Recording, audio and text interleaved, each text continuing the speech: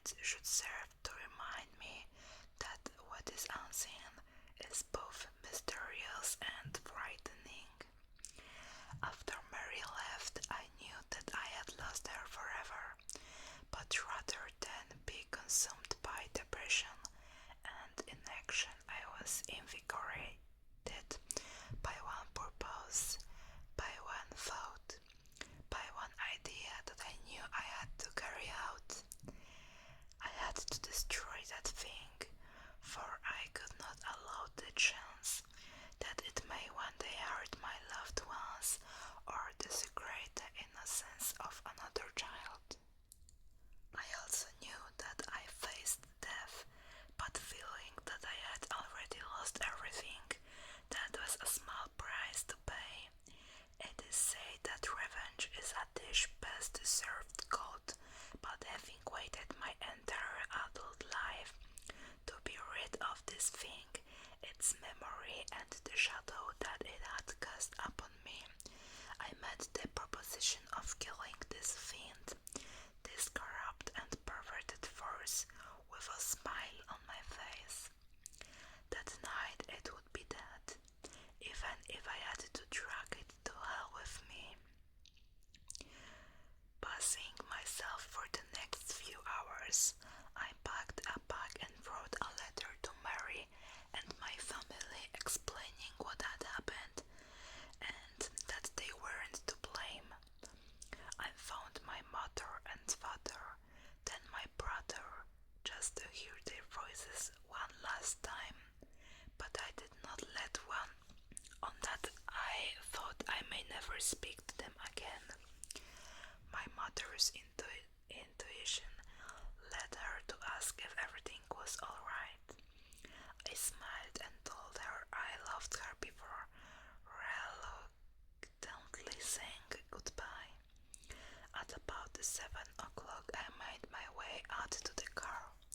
The sun had already set and the street seemed really quiet, as if the scene of an unattended funeral.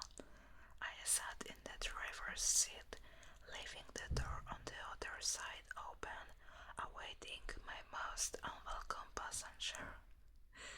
By 9 o'clock, nothing out of the ordinary had occurred. The place remained deserted, and the cold night air flowing through the open door was beginning to bite. As I sat there, contemplation echoed through my mind. I ruminated on the nature of this cadaverous parasite. One question rose out of a sea of thoughts, towering above all else, unmoving and continuous. Can you kill something which is already dead? I did not know if this was a thing of the grave, or some unworldly spectre which could be considered alive in some way, but just as I was re-evaluating my plan, there it was. It was subtle as at first, but there was a small, almost indistinguishable shift in the suspension of the car. Had it been any other circumstance, I would have put this down to a gust of wind pushing and pulling at the chassis. But I was all too familiar with that feeling from all those years ago, as the bunk bed would shift slightly with that thing climbing into the bottom bed. I knew its full calling card, the air crew dancer as if contaminated by some nearby corpse. It was in the car with me, unseen, yes, but there nonetheless. As I heard the slightest of whispered breaths from the back seat, I leaned over and calmly closed the passenger door. I turned the key in the ignition, and as I pulled out of the street, distinctly malicious snicker, as of something mocking me. Didn't know what I had planned for it. Our destination was not far, but the roaming hills through which our taken country road penetrated rose up and diminished with regularity, a stark reminder of the ominous isolation of night. Occasionally, on the way, I could hear something from behind, but I refused to look for that thing in the dark. Patience, it would not be long before I would confront it. The irony hit me. I was worried about scaring of the same thing which had terrified and tortured me as a child. I had to be resilient and so drove carefully and calmly through the countryside, swamped by darkness, hoping that my unearthly passenger would not suspect me. I arrived. The wheels of the car struggled and slid on the undergrowth as I headed off the narrow country road. The landscape had opened up, and as I looked at the broken and rotting trees around me, I felt that it was fitting to come to this bleak place in the cold night to destroy that bleakest thing of things.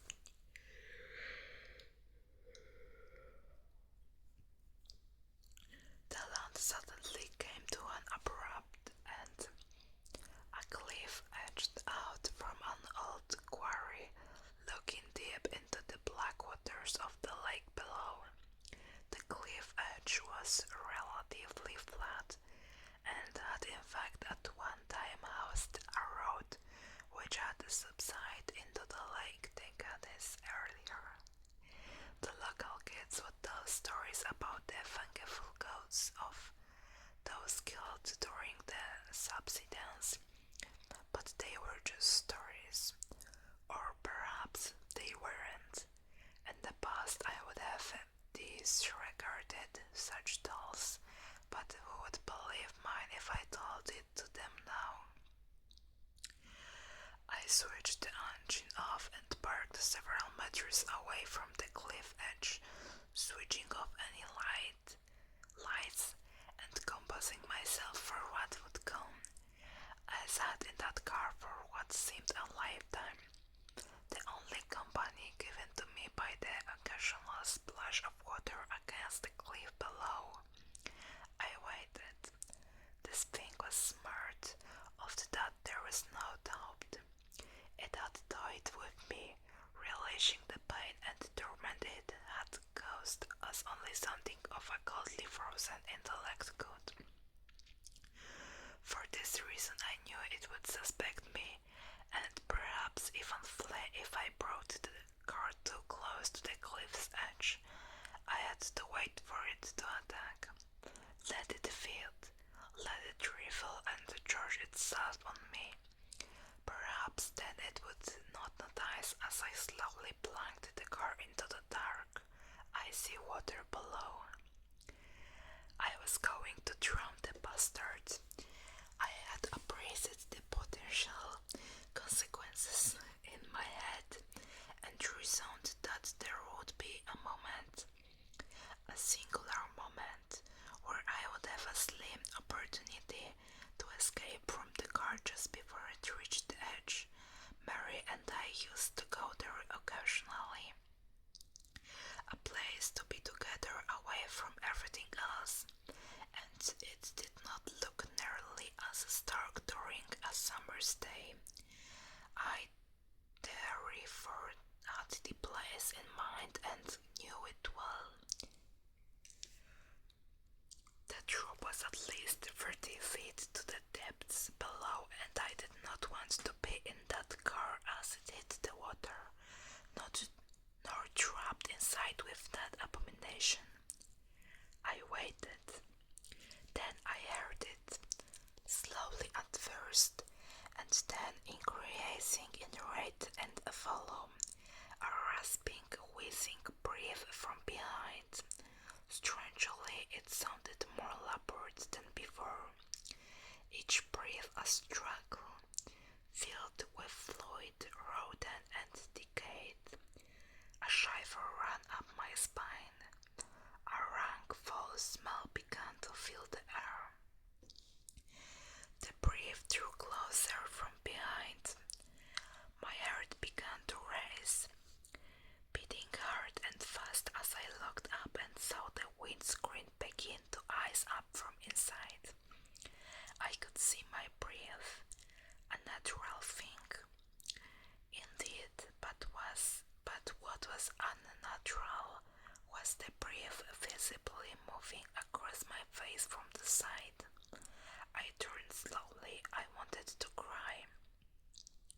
I wanted to leave, run into the night, but I had to stay. I could not allow it to escape.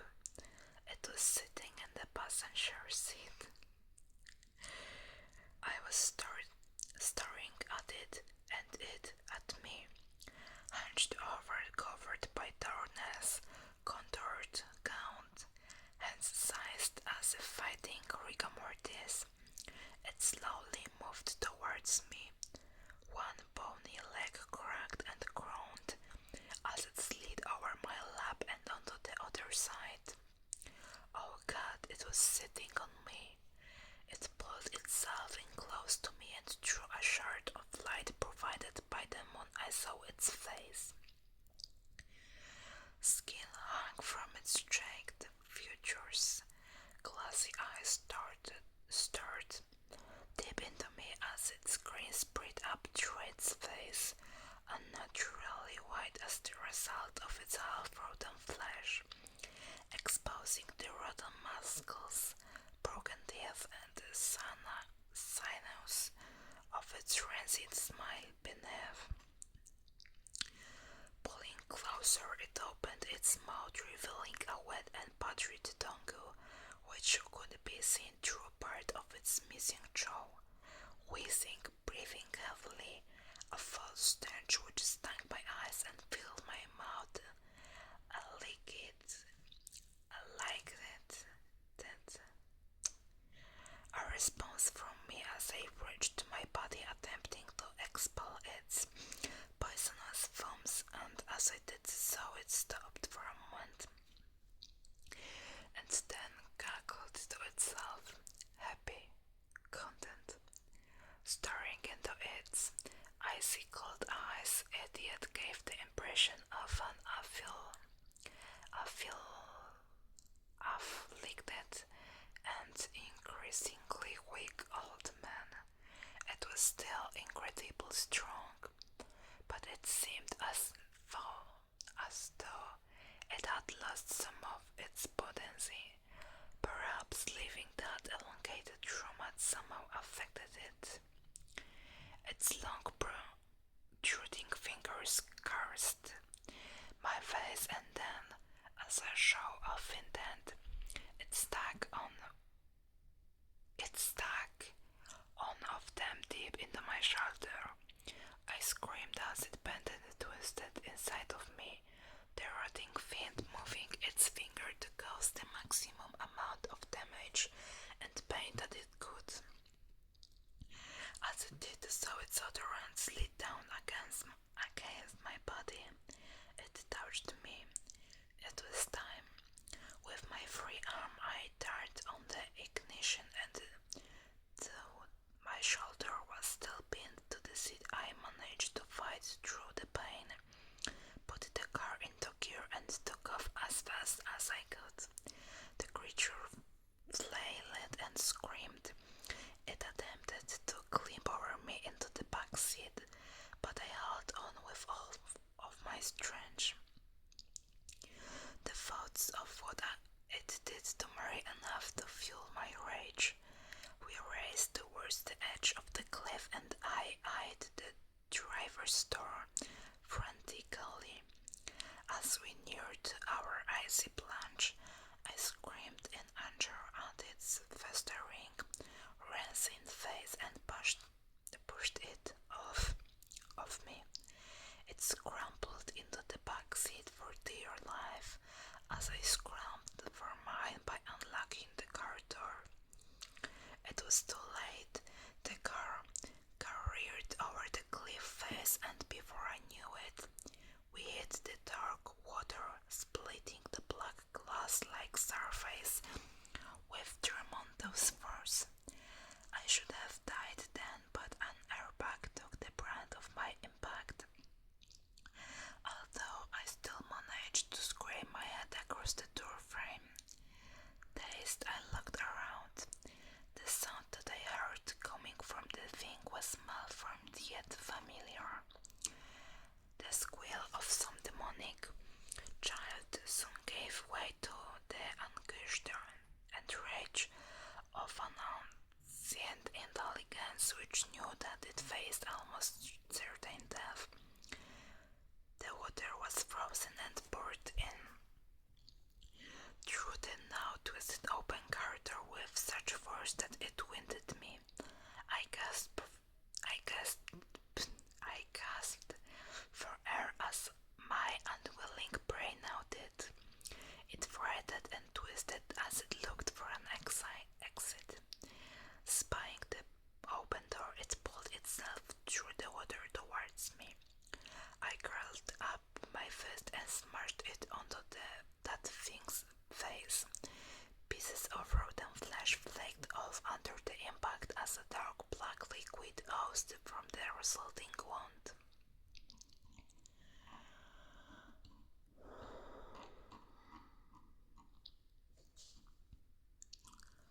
Again it attempted to get past me, and I knew that to keep it in the car long enough to drown that I would have to die with it. I felt numb as the frozen water slipped over my chin. My heart struggled against the cold, and with a sudden surge I was submerged and had breathed my last. I held my breath, but only to compose and ready myself for an icy, suffocating death. I hoped that it would not be painful. My thoughts returned to Mary and my family. An all-consuming sense of sadness and despair overwhelmed me. But as I struggled with that thing trying to get past me and through the door, grabbing and flailing with its arms, I looked down and saw it. Its leg was trapped between the dashboard and the floor of the car by the impact of the fall, and although it could move, it could not live. I turned immediately for the door. I could barely see, but a foot in front of me in that black water, but there was enough moonlight to light my way. Just as I got to the door, the fridge grabbed hold of me and pulled me back to it. It had given up all hope of escaping, but it wanted to drown me with it. We fought for what felt like an age in that cold, bitter grave as the car slowly sank deeper and deeper into the darkness.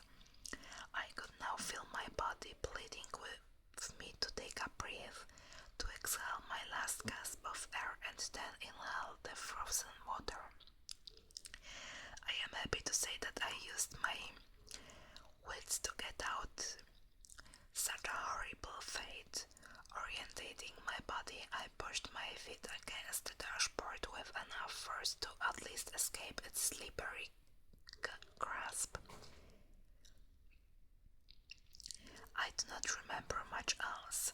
Part the anguished and hate-filled scream that my tormentor let out as I left it to die at the bottom of that icy lake. I found myself walking through the wilderness, cold, wet, but alive. The wound in my shoulder slowed me down, but I kept the bleeding at bay by applying pressure to it with my other hand.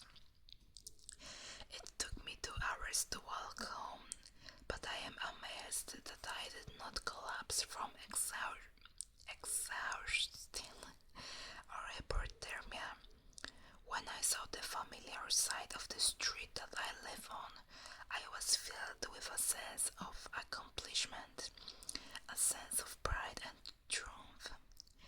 I had beaten that thing once and for all.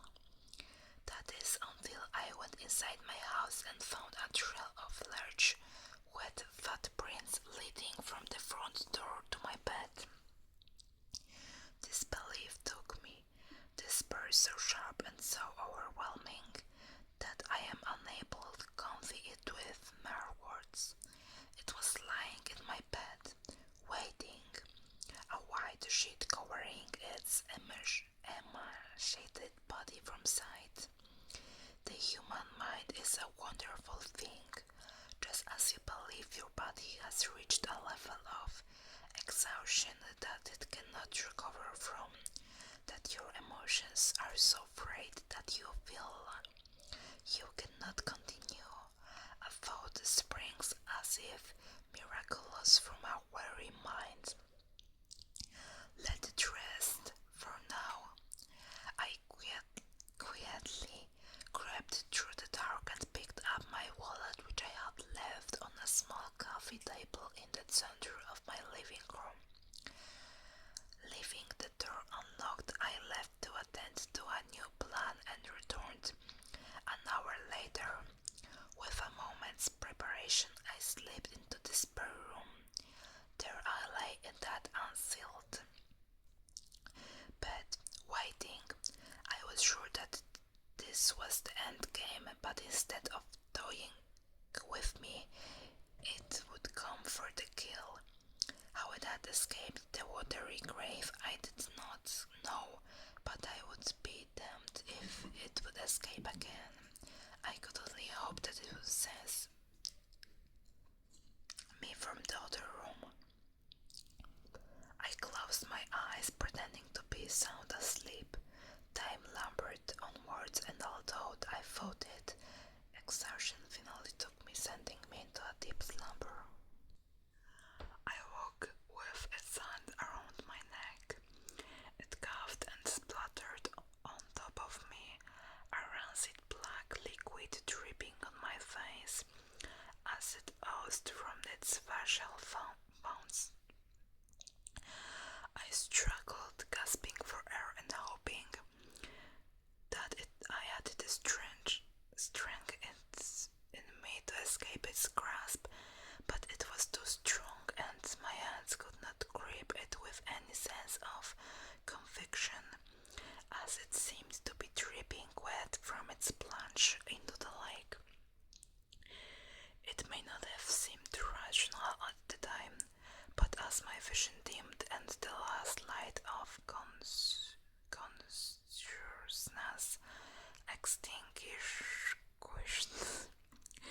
within me, I did as so many animals do in their last moments. I played dead, lying motionless, holding my breath. It shook me violently by the neck and then released me. I waited for my moment, my last chance to destroy this thing. Its labored breathing relaxed slightly and seemed to stare at me almost quizzically. I waited still for a shift of weight which might have let me throw it to the ground. Leaning down close to me, its white crumbling snare puckered, gathering its putrid saliva in its mouth, and in what was left of its cheeks, it then showed utter contempt for the living and the dead. It spat its festering fluid onto my face, the remnants dripping down onto me through a hole in its jaw. I wanted to scream, to do anything to remove such a vile smear on my skin, but I dared move. The time was not right. Leaning in closer, it prodded and scratched at the wound in my shoulder, the pain shearing through my body with all of my resistance. I remained motionless,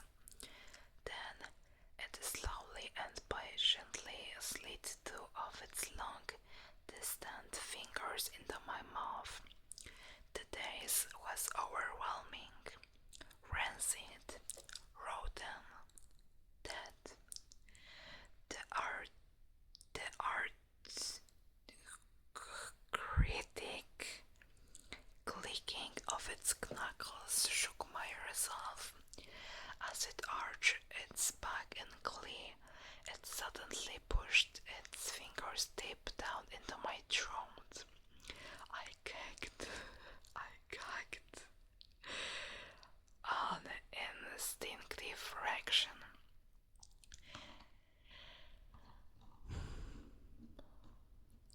Instead of being shocked, a garbled laugh emanated through its broken teeth as it thrust its fingers deeper into my mouth. I felt its cold, hard flesh scraping against the inside of my throat, bleeding without words for it to stop.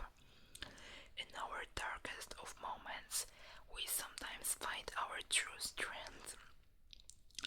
I rolled to my side using its weight against it and finally managed to break free. I fell onto the floor, its long reach grasping at my feet. I kicked and screamed and at last was free. It stared at me only for a moment. Rising up on the top of the bed, its brittle bones cracking under its own force, it now towered tall and counter-ready to pounce. Since I was a child, I had been a victim. It had terrorized me, taken my innocence, attacked Mary, and broken my life. I would not stand for it anymore. Sometimes the most dangerous prey is the one who can outthink you, the one that lulls you into a false sense of dominance and or superiority,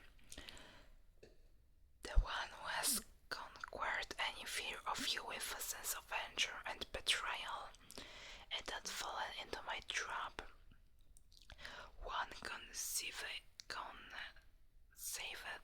by logic, reason, and an understanding of the world through the eyes of a scientific mind. Fire cleanses all. As it groaned, shrieked, cracked, and contorted, that retying itself to bones.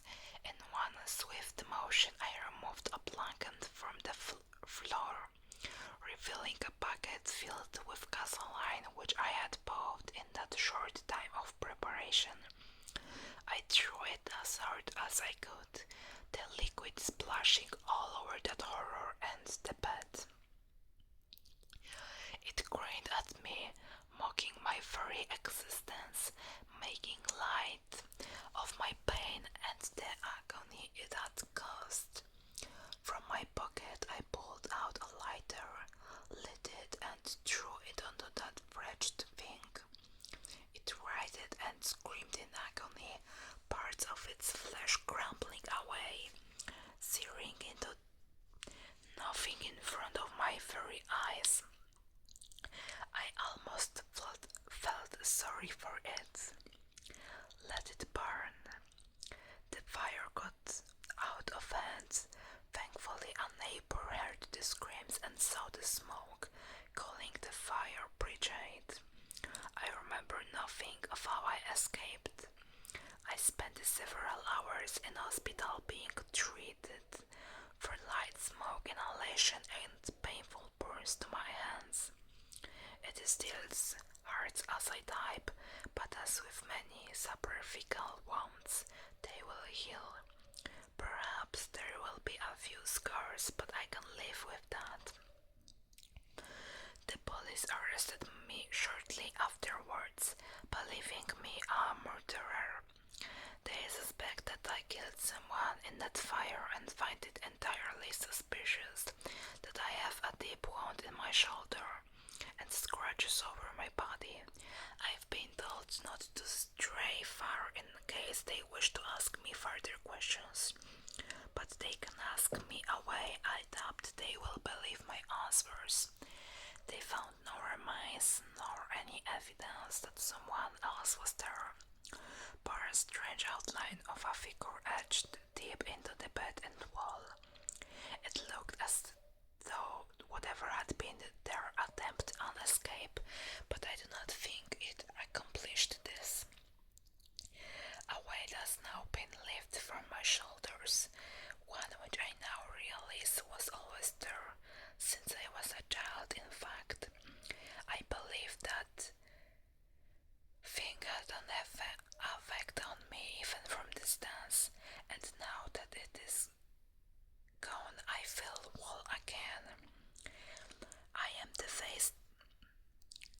stated that I've lost Mary and my house can be frightened of us. I will probably be charged with arson after they release and started the fire, which means I can kiss goodbye to any insurance claim. My hands age as does my shoulder, but my spirit does not. I am writing this from a hotel room. It's small and unassuming, but it will suit my purpose. Tonight I intend to sleep and dream as I did as a child, before that rage invaded my life. I believe that it was my rationality which saved me, my logical thought which allowed me to destroy such an evil, but I will never escape the conclusion that there is so much more to life beyond the veil, out there in the darkness. It is a world I have seen and do not care to revisit, but tonight I will rest and tomorrow I will build my life again, with the confidence that my unwelcome guest is gone forever. I can feel it. I know it. It will take time for me to adjust and perhaps my mind will play a trick or two along the way. It is difficult to abandon the paranoia of a lifetime. I must learn to accept my safety once again. I refuse to be looking over my shoulder for the rest of my days, but I will always be cautious, as I was when I was in the hospital the morning lying on a bed in a quiet ward. I thought I felt the bed shake for the bravest of moments, but I know that it was just my imagination. I am glad I have written down my experiences. It has illuminated much about myself to me, and most importantly, should anyone ever, God forbid, find themselves in a similar situation, then maybe you will know what to do. Now it is bedtime and I must rest, for I have never known awareness such as this.